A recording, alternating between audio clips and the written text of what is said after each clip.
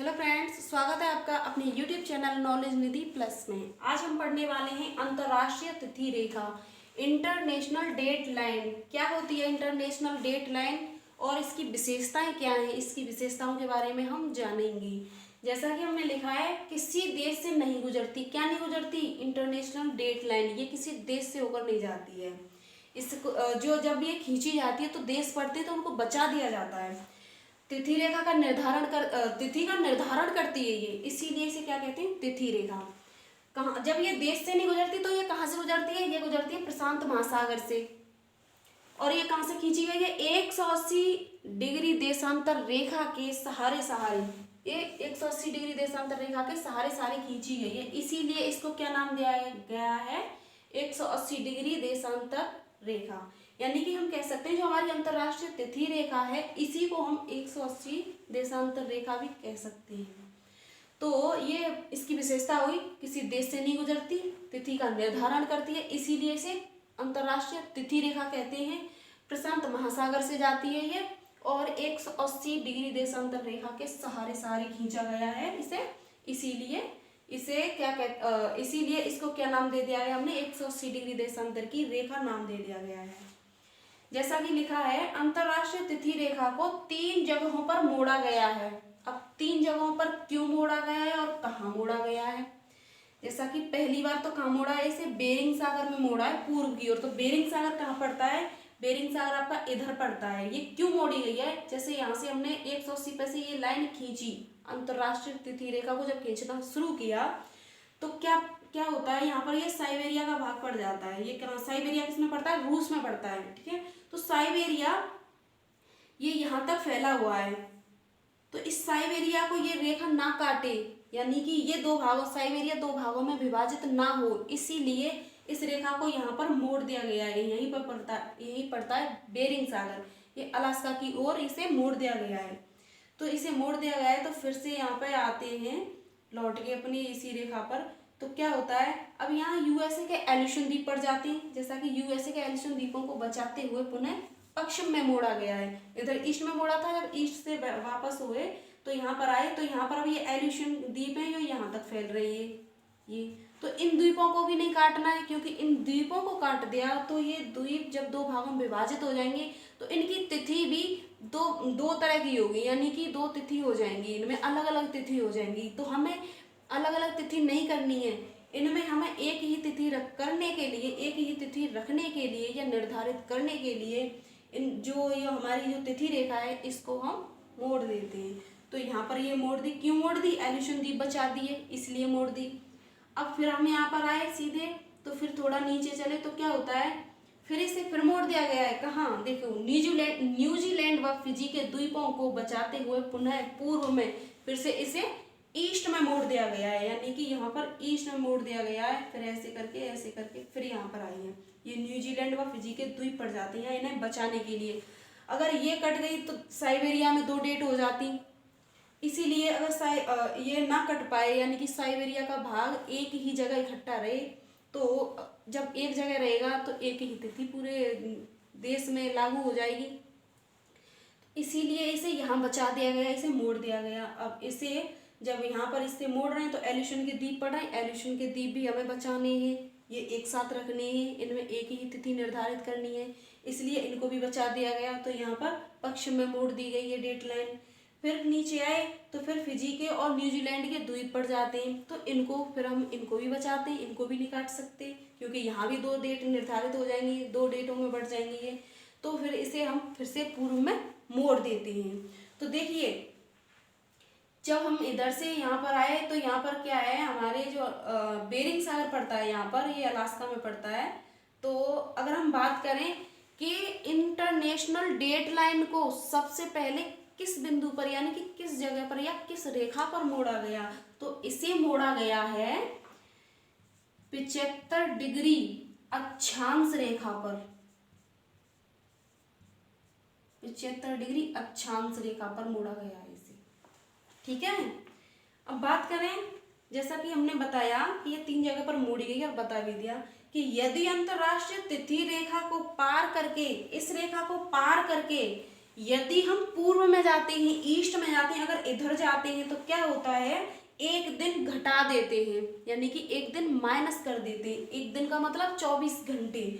तो इधर जाएंगे हम तो क्या हो जाएगा, माइनस हो जाएगा, एक दिन घटा दिया जाएगा।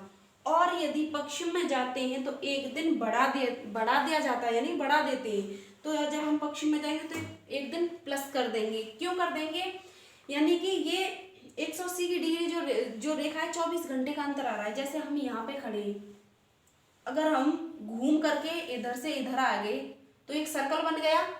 जैसा कि आपको पता है, हमारी जो पृथ्वी का जो ग्लोब है उसमें 360 डिग्री देशांतर रेखाएं हैं। जब 360 डिग्री देशांतर रेखाओं को जो पृथ्वी है वो मूव कर जाती है तो क्या 24 घंटे का समय लेती है। तो वही 24 जो घंटे हैं वही एक दिन का काम कर रहे हैं। तो यहाँ पर जब इधर जाते हैं, अगर यहाँ से अगर हम पश्चिम में गए इधर तो एक दिन बढ़ा दिया, ये प्लस हो गया। अगर हम यहीं से, जैसे इसे हटाओ, अगर हम यहाँ से अगर हम पूर्व की ओर आए, इधर ईस्ट की ओर आए तो क्या हुआ, एक दिन माइनस कर देते हैं। ये सर्कल बन रहा है पूरा 360 डिग्री घूम रही है जब ग्लोब, तो 24 घंटे का अंतर आ रहा है ना, 24 घंटे यानी कि एक दिन। तो हम माइनस करते हैं इधर। जैसा कि आपको पता है, हमने जब ग्रीनविच रेखा पढ़ाई थी तो ग्रीनविच रेखा में हमने बताया था कि पूर्व की ओर जाते हैं तो समय बढ़ता है, ठीक है, और पश्चिम की ओर जाते हैं तो समय घटता है। लेकिन यहाँ क्या हो रहा है, यहाँ उसका अपोजिट है, उल्टा हो रहा है। यहाँ पर जब हम पूर्व में जा रहे हैं तो दिन घट रहा है और पश्चिम में जा रहे हैं तो एक दिन बढ़ रहा है। वो क्यों बढ़ रहा है, वो हम वहाँ तो पृथ्वी मूव कर रही थी और यहाँ पर क्या हो रहा है, यहाँ पर हम अनुमान लगा रहे हैं। यानी कि यहाँ पर यदि हम इधर जाएं तो घटाते हैं, अगर हम पूर्व में जाते हैं तो घटा देते हैं समय, और पश्चिम में जाते हैं तो एक दिन बढ़ा देते हैं। तो वही लिखा है, यदि अंतरराष्ट्रीय तिथि रेखा को पार करके हम पूर्व में जाते हैं तो एक दिन घट जाता है, यदि हम पश्चिम में जाते हैं तो एक दिन बढ़ जाता है। यदि मैं बात करूं कि अंतरराष्ट्रीय तिथि रेखा के पूर्व में क्या हो रहा है, पूर्व में 7 फरवरी है, ठीक है, 7 फरवरी है। तो अगर मैं अंतरराष्ट्रीय तिथि रेखा को पार करके इसके पश्चिम में जाऊं तो क्या होगा, यहाँ पर होगी 8 फरवरी, ठीक है। एक यहाँ पर क्या हो रहा है, माइनस, पूर्व में घट रहा है और इधर प्लस हो रहा है। और अगर मैं बात करूं कि अंतरराष्ट्रीय तिथि रेखा के पश्चिम में यदि 12 मार्च है, 12 मार्च है तो इधर क्या होगा, ऐसे ही इधर अंतरराष्ट्रीय तिथि रेखा के पूर्व में क्या होगा, 11 मार्च।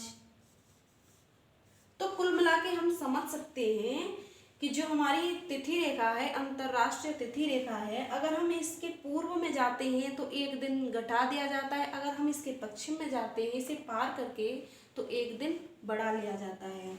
यानी कि जो ग्रीनविच रेखा के साथ जो हो रहा था उसका ये अपोजिट है। ग्रीनविच रेखा में हम पूर्व की तरफ जब हम जा रहे थे तो समय बढ़ा रहे थे, बढ़ रहा था, और पश्चिम में घट रहा था।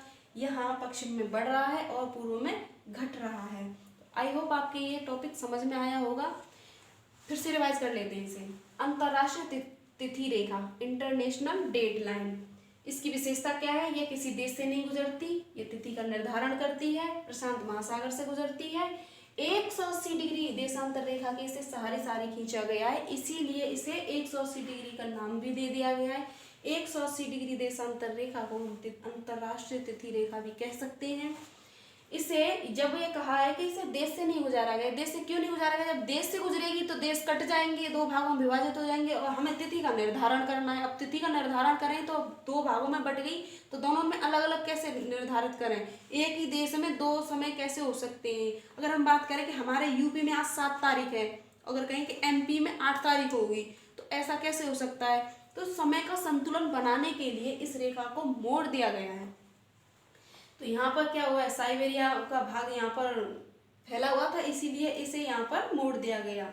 अलास्का मतलब यूएसए की साइड में से बेरिंग सागर में मोड़ दिया गया है, और कहाँ मुड़ी है, ईस्ट में मुड़ी है, देखो पूर्व में।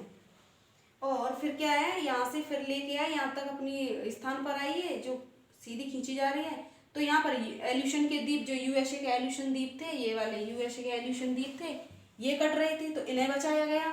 फिर ये तीसरी जगह पर कहाँ मोड़ी गई? तीसरी जगह पर न्यूजीलैंड व फिजी के द्वीपों को बचाने के लिए ये मोड़ी गई। न्यूजीलैंड व फिजी के द्वीप को ये बचाते हुए खींची गई। तो इस तरह 1 और 2 और ये 3 जगहों पर ये रेखा मोड़ी गई है। अगर इस रेखा को पार करके हम पूर्व में जाते हैं तो एक दिन बढ़ जाता है, यानी कि 1 डे प्लस हो जाता है।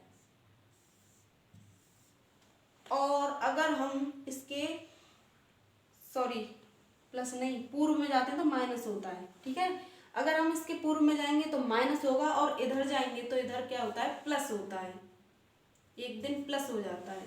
तो आपकी ये बात समझ में आ गई होगी। अब हम बात करते हैं एक ट्रिक की।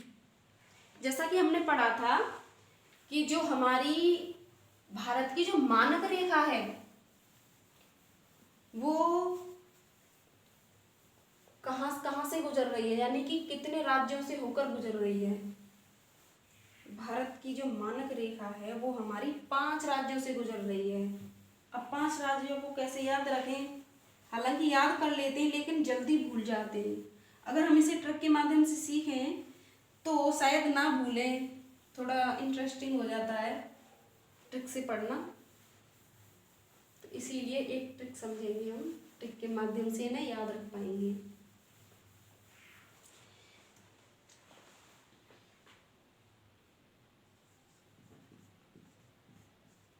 भारत की मानक रेखा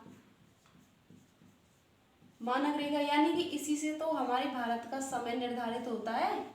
मानक रेखा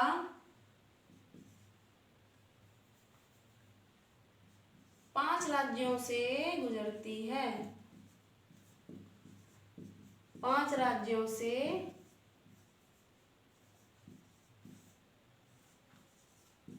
गुजरती है।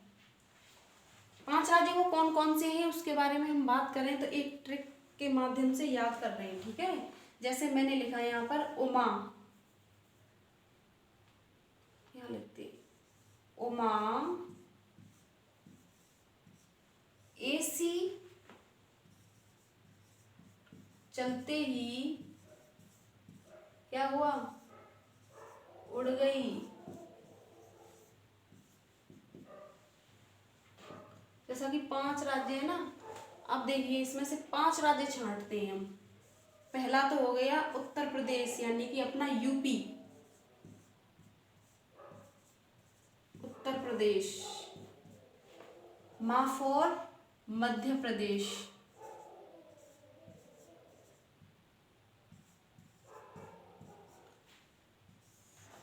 ए for Andhra, Andhra Pradesh. C for Chhattisgarh, Chhattisgarh को हम ऐसे भी लिख सकते हैं, छत्तीसगढ़ ऐसे भी, ठीक है। और उड़ गई का मतलब उड़ीसा,